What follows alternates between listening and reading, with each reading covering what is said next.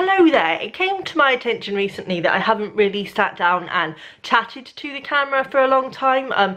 In fact, my channel's been pretty wrap-up heavy recently, I am aware. That's kind of just how it ended up being because I was partaking in the booktubeathon when the month crossed over this month. So I had my second half of my reading wrap-up to go up. I then did a separate video of my booktubeathon wrap-up, obviously, and then my audiobook wrap-up had to fit in there as well. So I am sorry that there's been so many wrap-ups so close together, but that's just kind of how it worked out. Anyway, to be honest, I also enjoy filming wrap-ups most, and at the moment they've been kind of suiting my life because things have been a bit hectic. But things are kind of calming down a little bit now, and I thought I would just sit down and have a chat and talk about some things, because I realised that in the past sort of month especially, I've been doing quite a lot of bookish things that aren't to do with reading, and I don't often speak about those, but actually I've been doing quite a lot of things like that this year. So I thought I would talk about some of the booky stuff that I've been doing that doesn't involve reading. So firstly, how is everybody? I hope everybody is okay. As people who have been watching for a while may know, I've been saying that in the past months some things have been going on that have really disrupted my making of videos. Hopefully things will start to resume to normal now. I'm sorry that I've not gone into more detail about that. I did try doing so in a video, but it just kind of didn't feel like the time or the place. But needless to say, yeah, it's been a hard month. But as I say, it is a new month now and things will hopefully resume as they should. However, one thing I have been doing a lot recently outside of reading is going to author events. There seems to have been some really good author events in Bath, and that's only about half an hour's drive from me. So me and my partner have been going to quite a lot of author events this year in the evenings. It's really nice. We just go up after work, normally go out for a meal or something, and it's just lovely, especially as I work from home. It's lovely to have that break and to have an excuse to go out and enjoy something like that. And the first person that I went to see this month was Olivia Lang. This is the author of The Lonely City, which was one of my top books of last year. She has this year brought out Crudo, which is her first fiction book.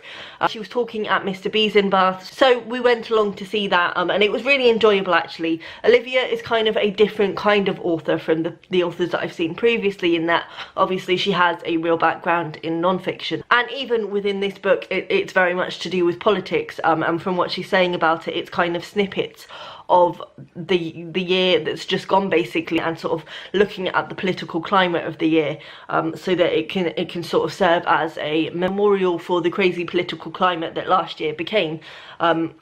I am a bit sceptical about reading this because I really do not like books that are set too much in the modern day. I've learnt this from Annie Smith's books recently, Winter and Autumn, where she has been trying to capture the political climate. A book each year that signifies the month or the season. I like those books and there is enjoyment in them for me, but I definitely found with Winter especially, the trouble with books like that is that you're writing a book and putting a lot of the current age into a book. You have no real way of knowing what's going to be relevant in the future, and I'm worried with this book that it's something that isn't going to age very well, because I think sometimes the things that we think are really important or impactful just don't last well. They don't hold the same significance going forward. However, it was really enjoyable to listen to Olivia speak about this. I'm intrigued to read it. I think from the sounds of things she has very much put the stuff that she's learnt through her non-fiction research into this book. For instance, the main character Carrie is a fictionalization of a real life writer who Olivia Lang found out about during her research for The Lonely City, and who she really is interested in. So that is interesting, and I wouldn't have known that if I hadn't gone to see her, so I'm very glad that I did hear her speak. And then I also picked up The Trip to Echo Spring while I was there.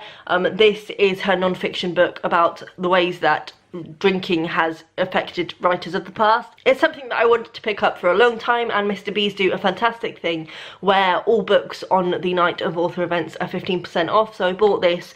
They did also have To the River, which is her non-fiction book about the river that Virginia Woolf drowned in. I couldn't afford to buy 3 books on the night, so that was quite sad, but I will be picking that one up. But I intend to get to this one soon. It's been on my wish list for a long time, and I'm very excited to get stuck in with that one. Then I also went to a author event of Matt Haig's Notes on a Nervous Planet. Now before we get into the author event itself, can we just take a moment to appreciate that this is a rainbow hardcover book? I mean, Why is that a thing that I haven't seen before? It's just author goals, author goals. Anyway, so this is Matt Haig's new non-fiction book. It's kind of a follow-on, I suppose, of his non-fiction memoir, Reasons to Stay Alive, which looks at depression.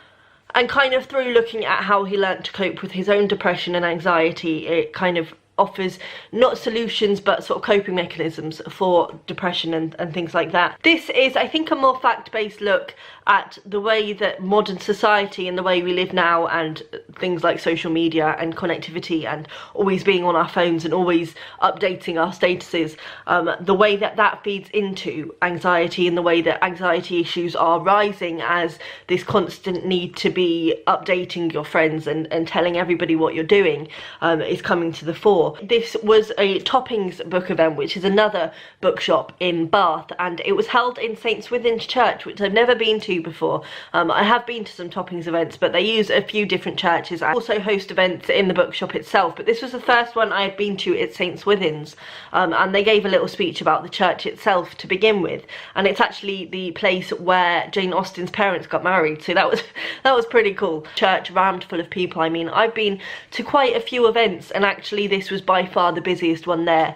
There were, you know, no seats left, standing room only. It was packed in there, but I did feel like he was a bit nervous, and my heart went out for him, but regardless, it was wonderful to hear him speak, and he has so many interesting facts and things about this subject, and he's obviously researched it very well, so I'll be interested to read this. I have to say, looking through it, I don't know if this is because I didn't read Reasons to Stay Alive, so I didn't realise whether it was the same layout or not, but this is kind of really little like snippets of them being sort of long chapters, as it were. It's little sort of bits, which is interesting. I don't know whether I'm going to get along with that or not, but I'm interested to read this. I think it's going to have some really interesting facts in there, and hopefully some facts that I can apply to my job, I'm hoping, as well, because statistics are always useful when I'm writing articles, so I hope to get some good ones out of here. It was my birthday on the 1st of August. A very lovely partner bought me a surprise trip to Stratford-upon-Avon, which is the birthplace of Shakespeare, so we went there last weekend and had a really lovely weekend. I have to say, we went obviously the first weekend of August. I wouldn't recommend that because it was a scorching hot day and it was so busy there. It was ridiculous, especially in Shakespeare's birthplace itself, which is kind of the prime tourist attraction of the town. It was just so busy, like, couldn't see anything. It was literally just walking through a house and sort of trailing after this long line of people. But what we did is we bought a story ticket. It's only £5 more each than a individual ticket to get into Shakespeare's birthplace, and that then means you can go around to, there's a few different sites around Stratford-upon-Avon that then entitles you to get into, and I think most of them are about £12 each anyway, so it was a real bargain. Sadly, by the time we had obviously driven there and gone around Shakespeare's birthplace and had lunch and everything, we didn't have a great deal of time because most of the areas do close at 5. However, we did also go to Shakespeare's new place, which was Shakespeare's house after he moved out of his family home, and I enjoyed that a lot more. The house itself isn't there anymore, it was demolished, but they've made it into like a lovely garden, and they've done stuff like planting new plants out of snippets of the plants that were saved from the old house, and there is also a building attached to that which you can go around, and it sort of looks at what Shakespeare's house would have looked like, how much it would have cost. I have to say, it kind of shattered my illusions, because I think as a writer, one of the main things that you're always told, you know, to sort of reassure you, is that don't worry, you know, because during his life Shakespeare was a penniless playwright. Not the case. His house actually cost, I think, £126. They compared it to a schoolmaster's wage, which was like quite high up, you know, it was a good wage, and that was £20 a year, so Shakespeare did alright for himself, and his house was pretty big. But anyway, so they're the only two that we went to. But you could also go to 3 other areas, I think, all of which were, you needed to drive to them really, out of the town. but what we've realised is that our tickets are valid for a year, so we might go there for a day trip and just go and see the bits that are around the town. But I would highly recommend it. I think Stratford-upon-Avon is such a pretty town, especially in the town itself. It's all sort of Tudor buildings and just lovely stuff. I bought some things in the gift shop at Shakespeare's birthplace. Again, it was very busy in there, and it was kind of a stressful situation of just grabbing anything and going. But we have a thing of collecting fridge magnets from anywhere we go, so we picked up this one at the Shakespeare house, which is love all, trust a few, do wrong to no one, and then there's a little picture of Shakespeare on there. I have to say that's my favourite fridge magnet. It wasn't cheap for a fridge magnet. It's interesting to see how the prices vary when you buy them from all different places. So some places are like £1. I think this one was about £5, but it is my favourite fridge magnet now, and I really like that one. They also had little sets of poetry, fridge poetry, but they were like £8, and that's just quite a lot to spend on a fridge magnet. But it was really cute, and you could like, it was all the little words so that you could make your own Shakespeare poetry on the fridge. Anyway, I also picked up this beast, which is the complete works of William Shakespeare. It's very big and pretty heavy, so I'm going to put it down just to show you how beautiful this is. It's amazing. This was a purchase that I have been meaning to make for a while, and as soon as I found out we were going to Stratford-upon-Avon, I was like, that's it, right, I'm setting aside some birthday money and I'm buying the complete works of Shakespeare. On the way there, I read Romeo and Juliet and really enjoyed it, so I thought it was about time that I read some more Shakespeare. I'm really excited to read The Tempest and also Hamlet, I think, are the first ones that I'm going to get to, but I'm slowly going to work my way through them.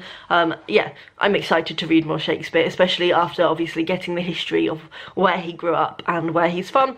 So those are all the non-reading booky things I've been doing recently. I just thought I would share, just to have a bit of a break from the whole wrap-up situation and to kind of get back into the flow of things. I hope everyone is okay. Please let me know down below if you've been to Stratford-upon-Avon. Did you get to see the other places, and would you recommend going back to see them? And I will see you next time. Bye!